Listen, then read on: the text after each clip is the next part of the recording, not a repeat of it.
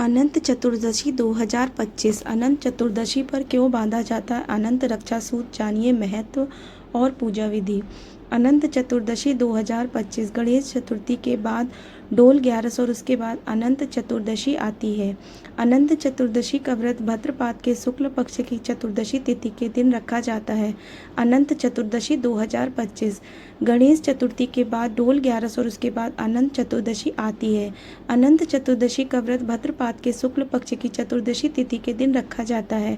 अनंत चतुर्दशी के दिन एक ओर जहाँ गणेश मूर्ति का विसर्जन करते हैं, वहीं दूसरी ओर भगवान विष्णु के अनंत रूप की पूजा का विधान होता है। भगवान विष्णु के सेवक भगवान शेषनाग का नाम अनंत है। अग्नि पुराण में अनंत चतुर्दशी व्रत के महत्व का वर्णन मिलता है। भगवान श्री कृष्ण ने भी पांडवों का अनंत चतुर्दशी का महत्व बताया था। कौन है भगवान अनंत? चतुर्मास में भगवान विष्णु शेषनाग की शैया पर अनंत शयन में रहते हैं। अनंत भगवान ने ही 52 अवतार में 2 पग में ही तीनों लोकों को नाप लिया था। इनके ना तो आदि का पता है ना अंत का, इसलिए भी यह अनंत कहलाते हैं। अतः इनके पूजन से आपके सभी कष्ट समाप्त हो जाएंगे। भगवान विष्णु के सेवक भगवान शेषनाग का नाम अनंत है। अनंत चतुर्दशी क्यों मनाते हैं?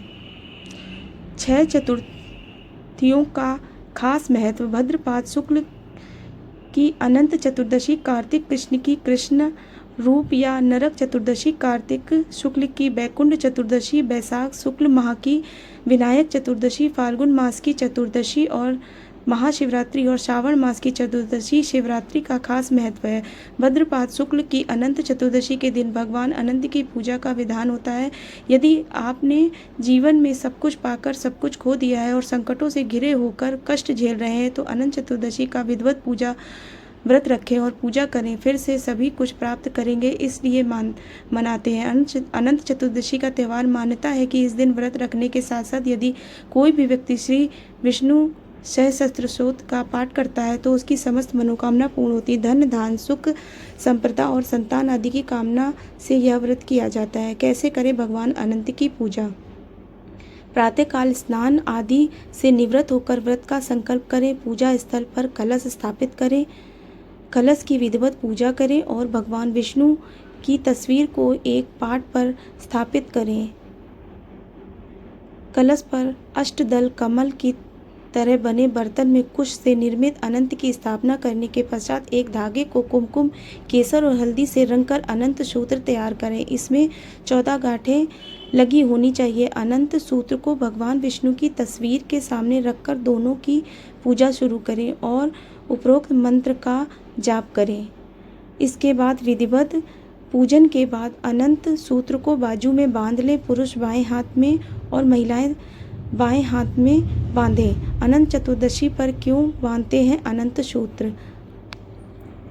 इस व्रत में भगवान विष्णु के अनंत रूप की पूजा के बाद बाजू पर अनंत सूत्र बांधा जाता है, जिसका विशेष महत्व होता है। इस दिन कच्चे धागे से बने 14 गांठ वाले धागे को बाजू में बांधने से भगवान विष्णु की अनंत कृपा होती है। इस धागे को बांधने की विधि और नियम का पुराणों में उल्लेख मिलता है। कैसे बांधे अनंत सूत्र? कच्चे धागे में 14 गांठ लगाकर उसे कच्चे दूध में डुबोकर ओम अनंताय नमः का मंत्र जपते हुए श्री विष्णु जी की विधिवत रूप से पूजा करें। आजकल बाजार में बने बनाए अनंत सूत्र मिलते हैं, जिनकी विधिवत पूजा करके बांधा जाता है। अनंत सूत्र को पुरुषों को दाएं और महिलाओं को बाएं बाजू में बांधना चाहिए। अनंत सूत्र शुद्ध रेशम या कपास के सूत के धागे को हल्दी में भिगोकर 14 गांठ लगाकर तैयार किया जाता है। इस गांठ में श्री नारायण के विभिन्न नामों से पूजा की जाती है। पहले में अनंत श्री अनंत भगवान का, पहले में अनंत, उसके बाद ऋषिकेश, पद्मनाभ, माधव, वैकुंठ, श्रीधर, त्रिविक्रम, मधुसूदन, वामन, केशव, नारायण, दामोदर और गोविंद की पूजा होती है। अनंत सूत्र बांधने के फायदे। इसे धारण करने के बाद 14 दिन तक तामसिक भोजन नहीं करते हैं और ब्रह्मचर्य का पालन करते हैं, तभी इसका लाभ मिलता है। इस सूत्र को बांधने से व्यक्ति को सभी तरह के सुखों की प्राप्ति होती है। यदि जीवन में सब कुछ खो चुके हो तो अनंत चतुर्दशी पर भगवान अनंत की विधिवत पूजा करके यह धागा अवश्य बांधें और नियमों का पालन करें, तो फिर से सब कुछ प्राप्त हो जाएगा। अनंत सूत्र का ना करें अपमान।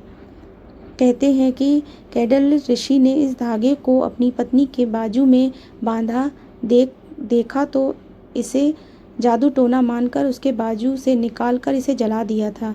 इसके ऋषि को भारी दुखों का सामना करना पड़ा था। भूल का पता चलने पर उन्होंने भगवान अनंत की 14 वर्षों तक तपस्या की, जिससे प्रसन्न होकर भगवान ने फिर से उन्हें सुखी और धनपति बना दिया। सत्यवादी राजा हरिश्चंद्र के दिन में भी इस व्रत के पश्चात फिरे थे। भगवान श्री कृष्ण ने पांडवों द्वारा जुए में अपने राजपाट हार जाने के बाद श्री कृष्ण से पूछा था कि दोबारा राजपाट प्राप्त हो और इस कष्ट से छुटकारा मिले, इसका उपाय बताए। तो श्री कृष्ण ने उन्हें परिवार सहित अनंत चतुर्दशी का व्रत बताया था।